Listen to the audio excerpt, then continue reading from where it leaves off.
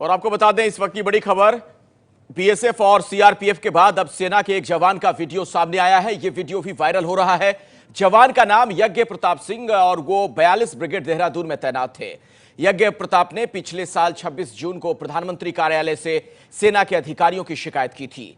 जवान का यह आरोप है कि अधिकारी सैनिकों से घरों में सेवादारी करवाते हैं। इस शिकायत के बाद यज्ञ प्रताप का वहां से ट्रांसफर कर दिया गया। तो यज्ञ ने 26 जून को पीएमओ से शिकायत की थी। घरों में सेवादारी कराने की शिकायत उसने की थी।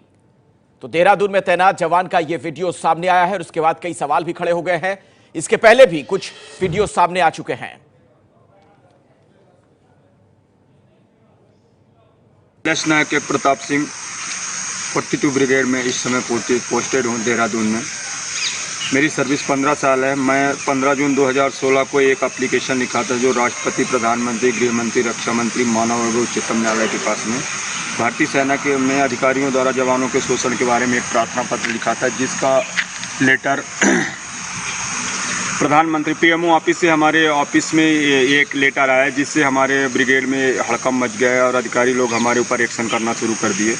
मैंने उसमें ऐसा कुछ नहीं लिखा था जो कि भारतीय सेना के बरखिलाफ़ हो। ना तो मैं सेना के किसी अम्युनिशन डैम, किसी सेना के लोकेशन या छावनी या कोई ऐसा सेना के नक्शा या कागजात के मैंने उसमें उल्लेख नहीं किया था। ना ही ऐसा कोई नक्शा कागजात दिया था जिसके ऊपर मैं जो सेना के बरखिलाफ़ हो। मैं सिर्फ एक एप्लीकेशन लिखा था कि सेना में ऐसा नहीं होना चाहिए कि जवान जो फाइटर सोल्जर हैं वो अधिकारियों के सहायक या उनके मेम साहब कुत्ते टालाना, बूट पालिश जैसी संबंधित कार्रवाई बंद होनी चाहिए।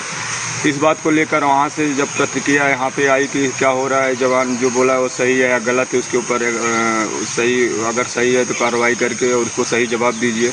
इस पर हमारे brigade commander brigadier Ajay Paswan साहब, डिप्टी कमांडर BK जैन साहब, कैंप कमांडर मेजर रिचर्ड साहब और सूबेदार मेजर बाबूलाल साहब, सूबेदार मनीराम साहब और नायक सुमेर, ये सभी लोग मेरे ऊपर इतना प्रेशर बनाना शुरू कर दिए, इतना मुझे अभद्र शब्दों का उपयोग मेरे ऊपर करना शुरू कर दिए, बार बार बुलाना, मुझे टॉर्चर करना, मुझे परेशान करना, हर चीज़ डेली मुझे इतना परेशान करके रख दिए कि अगर आम सैनिक होता तो या तो सुसाइड कर लेता या कुछ और गलत कदम उठाता। लेकिन मैं ऐसा नहीं करूँगा। मैं एक सैनिक हूँ और सैनिक होने के नाते मैं अपने इस वर्दी की इज्जत के लिए ना तो मैं सुसाइड करूँगा, ना किसी के ऊपर गलत प्रयोग करने की कोशिश करूँगा। मैं एक सैनिक हूँ और सैनिक अगर मैं दुश्मन से लड़ सकता हूँ, उसको मार सकता हूँ, अपने देश के लिए खुद मर सकता हूँ, तो कोई ऐसा गलत कदम नहीं उठाऊँगा जो कि हमारी वर्दी के ऊपर लांछन आए।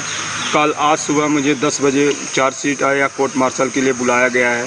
हो सकता है मेरा कोर्ट मार्शल हो जाए, लेकिन मैंने ऐसा क्या गलत कर दिया? मैं माननीय प्रधानमंत्री श्री नरेंद्र दामोदर मोदी जी से निवेदन करता हूं कि मैं एक एप्लीकेशन ही तो लिखा था, ऐसा क्या गलत कर दिया जो हमारे कोर्ट मार्शल और हमारे चार्जशीट के लिए ये कमेटी बैठा रहे हैं। मैं अपने देश के 125 करोड़ आबादी वाले इस देश के नागरिकों से निवेदन करता हूं कि सैनिक सब पहले 125 करोड़ नागरिकों के बीच में से आता है, इसके बाद पैदा होता है वहाँ, इसके बाद सैनिक बनता है, ना कि सैनिक बन के 125 करोड़ के बीच में जाता है।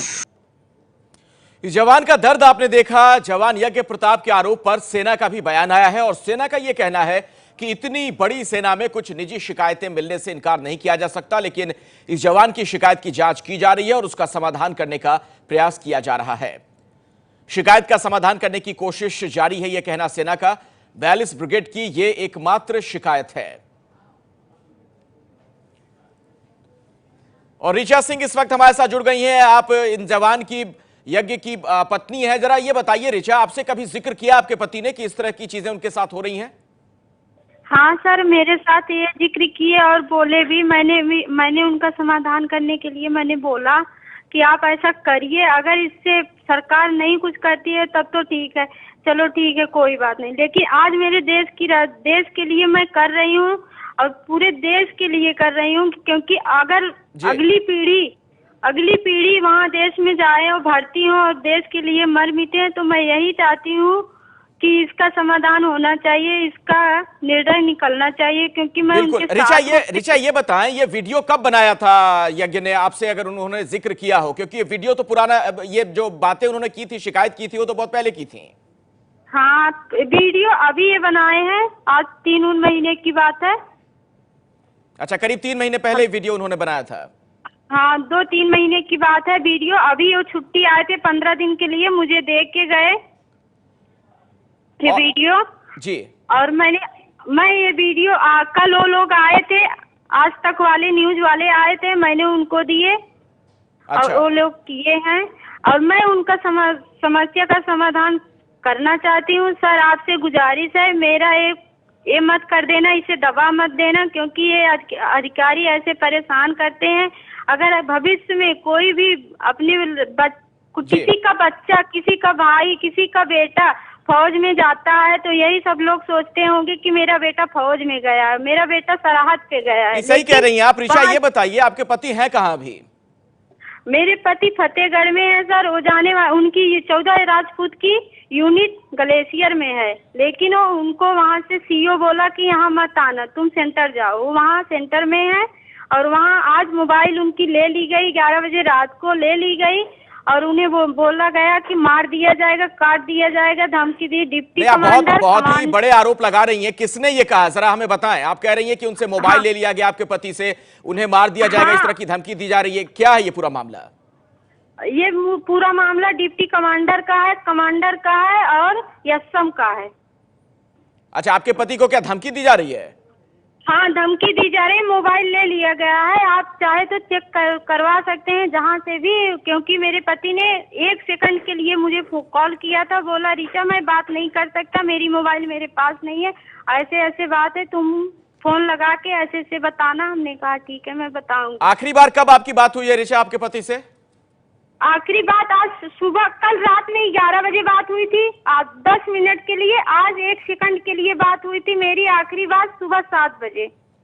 तो लैंडलाइन से फोन किया था उन्होंने? आप कह रही हैं कि मोबाइल उनका ले लिया गया है, कल रात में ले लिया हाँ, गया। तो नहीं, किसी दूसरे के फोन से फोन किए थे, मुझे ये नहीं पता किससे फोन किए थे, लेकिन दूसरे के मोबाइल से फोन किए थे। तो आपने कहा कि जो सुबह बात हुई थी ऋचा, बहुत छोटी सी बात हुई थी, क्या कहा उन्होंने उस दौरान आपसे? उन्होंने यही मुझसे बताया कि मेरी मोबाइल ले ली गई है। Camp commander, commander, deputy commander और एसएम, इन तीनों ने ले लिया है मेरा मोबाइल और मुझे ऐसे ऐसे धमकी दे रहे हैं, टॉर्चर कर रहे हैं, मुझे परेशानी हो रही है, आप मेरा सपोर्ट करो। हमने कहा हाँ ठीक है, मैं आपका सपोर्ट करूंगी, मैं बात करती हूँ। तो ये जो वीडियो जारी किया गया है, क्या इसी वजह से उन्हें परेशान किया जा रहा है, उनका टॉर्चर हो रहा है ऋचा? हाँ सर, इसी वजह से, क्योंकि वीडियो का अधिकारियों का खुलासा हो रहा है, तो इसलिए वो टॉर्चर कर रहे हैं सर। चलिए ऋचा, बहुत बहुत शुक्रिया एबीपी न्यूज से बात करने। जी बोल लीजिए, कुछ कह रही हैं आप? हाँ, मैं कुछ कहना चाहती हूँ। मैं खुद अपनी आंखों से देख के आई हूँ सर, मैं खुद अपनी आंखों से देख के आई हूँ। 2 साल मैं देहरादून में रही, तो उनके साथ में मैंने खुद अपनी आंखों से देखा, किसी की पत्नी, किसी का बेटा, किसी का भाई अगर जाता है तो अगर उसकी पत्नियों से पूछा जाए कि तुम्हारे पति फौज में क्या करते हैं, तो वो जवाब नहीं दे सकती कि मेरा पति क्या करता है। अगर ऐसे करेंगे तो देश कैसे चलेगा? अगर अंग्रेजों का देश होता तो चलो ठीक है, अंग्रेजों का देश है, हम ऐसे कर लेते, लेकिन अंग्रेजों का देश नहीं है, अपना देश है। मैं यही चाहती हूँ, मैं यही कहना चाहती हूँ कि इस मुद्दे पे सारी बात उठे, प्रधानमंत्री के पास सारा जाए और इसका समाधान निकले और हर सैनिक खुशहाल जिंदगी जी सके। बहुत बहुत शुक्रिया ऋचा एबीपी न्यूज से बात करने के लिए। तो एक फौजी की पत्नी का दर्द आपने देखा, जो कुछ कहना यज्ञ का वो हमने आपको सुनवाया, किस तरीके से ये परेशान है। तो सेना के जवान का वीडियो सामने आया है और उसके बाद पत्नी का ये इल्जाम कि अब इन्हें प्रताड़ित किया जा रहा है, यज्ञ को इनका मोबाइल फोन ले लिया गया है और धमकियां भी दी जा रही हैं, तमाम संगीन आरोप लगाए गए हैं। तो इस वक्त की बड़ी खबर एक बार फिर से आपको बता दें, सेना के जवान का वीडियो वायरल हुआ है और उसके बाद उनकी पत्नी से जब हमने बात की, उनका यह कहना कि इन्हें प्रताड़ित किया जा रहा है, परेशान किया जा रहा है और इनसे इनका मोबाइल फोन तक छीन लिया गया है।